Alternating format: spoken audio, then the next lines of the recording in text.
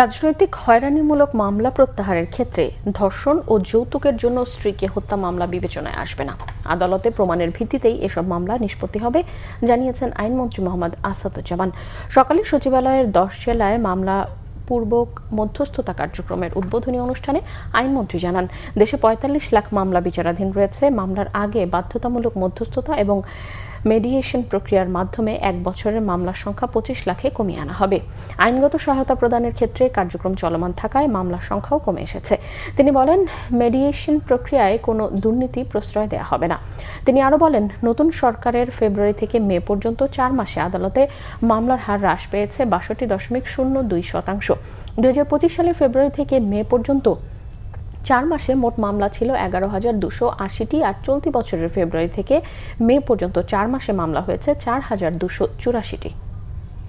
আমাদের 4.5 মিলিয়ন যে মামলা আছে বলছি, তেমনি সেটা আমরা 2 মিলিয়নে কমিয়ে আনতে পারবো, এবং সেটা যদি পারি আগামী 1 বছরে আমাদের বিচার বিভাগের জন্য একটি আশার আলো দেখাবে।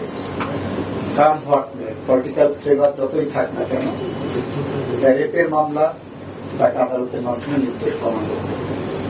স্ত্রীকে হত্যা করেছেন, এসে বললেন আপনি অমুক দলের অমুক বড় নেতা ছিলেন, আমি সেটাকে পলিটিক্যাল মামলা হিসেবে প্রত্যাহার করে নেব, আমি এটা করব না। সেই জায়গাগুলো আমরা এক্সেপশনাল